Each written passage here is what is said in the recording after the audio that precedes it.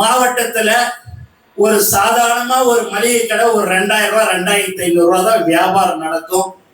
அவர் 18 வருஷம் 19 வருஷத்துக்கு முன்னாடியே தலைவருடைய பேர்ல கடை வச்சாரு. அதற்கு அடுத்தபடியாக தளபதின்ற அந்த பேர் வந்தோடனே தளபதின்ற அந்த பேரை வச்சு மளிகை கடை நடத்திட்டு இருக்கிறாரு. அந்த 4:30 மணிக்கு கூப்பிட்டு அவருக்கே தெரியாது.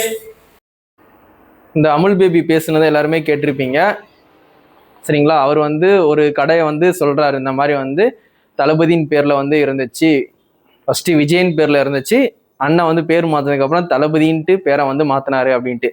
அந்த கடையில ஒரு விஜய் போட்டோ கூட இருக்காது சரிங்களா. அவரை யாருக்குமே தெரியாது. இவர் எல்லார்ட்டையும் காசு வாங்கிட்டு தான் பதவி கொடுக்காருன்னு சொல்லி தான் எல்லாருமே குற்றச்சாட்டு வைக்கிறாங்க.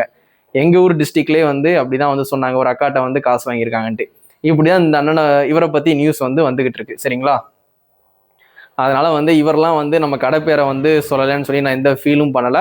ஆனா ஸ்டேஜ்ல விஜயன் இருந்தாங்க பாத்தீங்களா, அவர் இருக்கும்போது நம்ம கடைலாம் இருக்குது, இவருக்கு கண்ணுக்கு தெரியல பாத்தீங்களா, தெரிய வச்சிருவோம், அவ்வளவுதான், தெரிய வச்சிருவோம். தளபதி மொபைல்ஸ்னா யாருன்னு காட்டிடுவோம்.